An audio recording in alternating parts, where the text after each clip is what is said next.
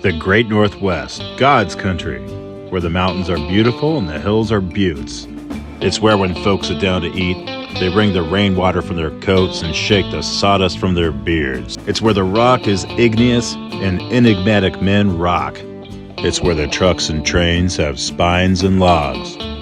But actually, the part of the Northwest I'm headed to has sunshine and produce, sagebrush and the Snake River. We're visiting the Great Treasure Valley of eastern Oregon and western Idaho, where some terrific short lines branch off the mighty trunk of the Union Pacific's Oregon Short Line. As I drive east on Highway 20, a string of white reefers in the distance tell me I'm getting close to my first destination, Vail, Oregon, the first stop for the pioneers on the Oregon Trail in the state of Oregon and home to the Oregon Eastern Railroad.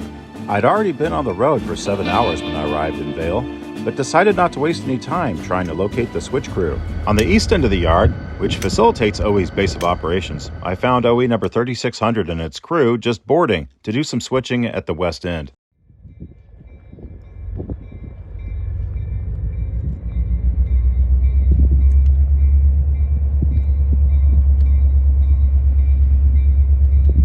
The task ahead for this crew is to switch out empty stored reefers that have been repaired and are ready for service again. And with the train assembled, they will then be delivered to interchange in Ontario with the Union Pacific.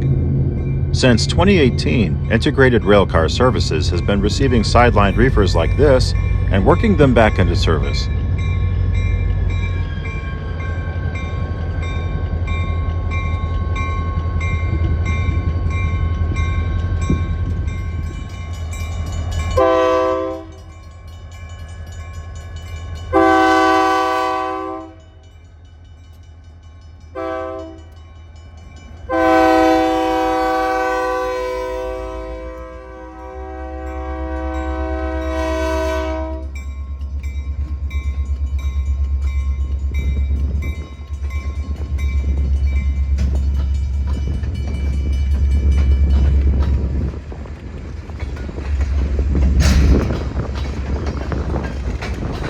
The OE is a remnant of the 157-mile Union Pacific Burns branch, but in 1994, all but 24 miles of the track was pulled up, and the 23-mile Brogan branch out of Vail was scrapped by 1979.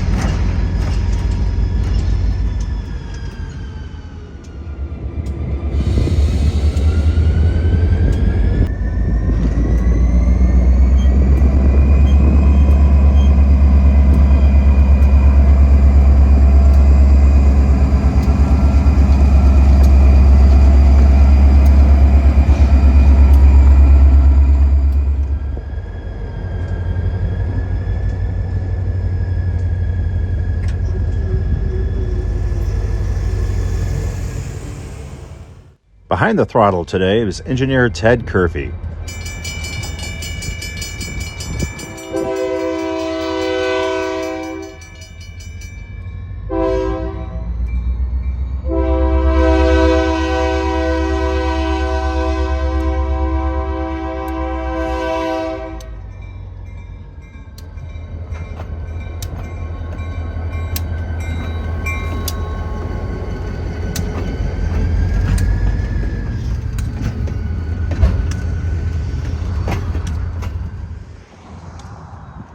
Oregon Eastern's other major shipper is Solotom, diatomaceous earth about 9 miles further at the end of the line.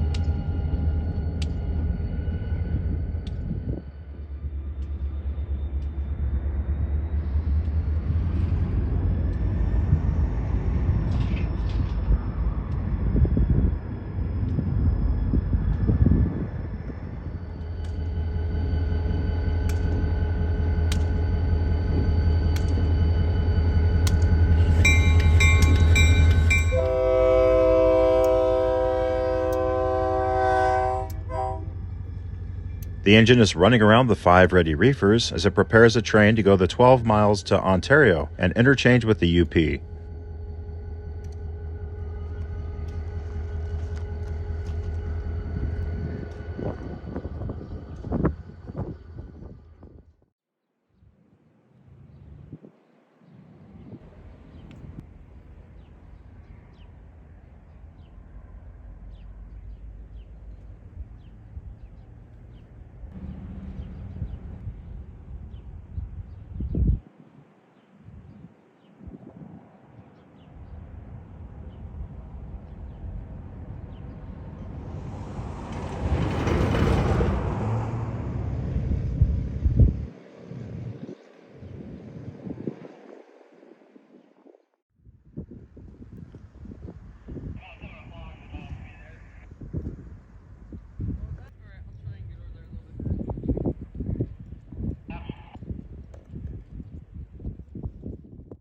Interestingly enough, EA chairman himself had planned for this route to cut all the way across Oregon's interior to connect with his other enterprise, the Southern Pacific at Crescent Lake. That was until 1913, after the Supreme Court ordered the companies be split to avoid a monopoly. And with this ruling, the plans were scrapped.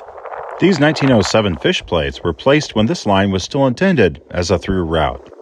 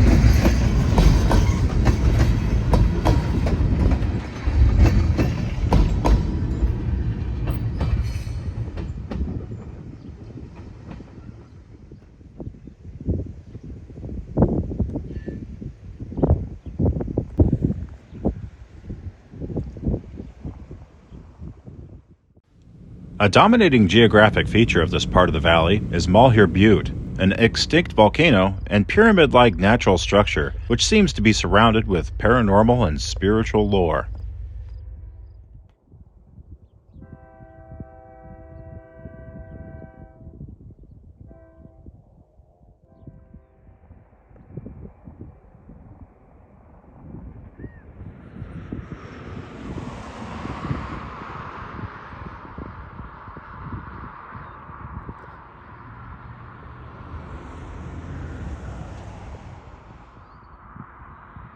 Approaching Lincoln Drive, the train passes another siding filled with stored reefers.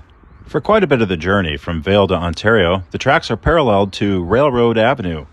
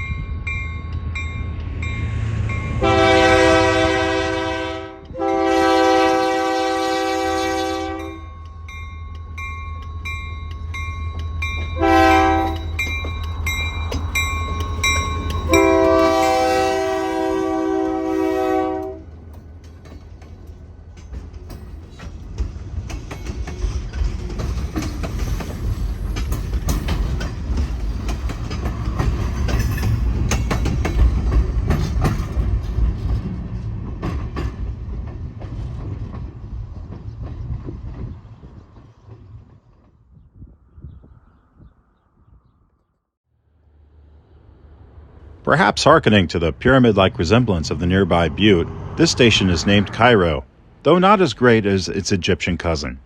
But what it does have is a standard gauge railroad with a siding holding 8 covered hoppers. The train came to a stop at the west end of the siding, and with the hours of the day dwindling, I cut away to find a campground for the night. There's much more to see from this trip, but that'll have to be tomorrow. So until then, good night, friends.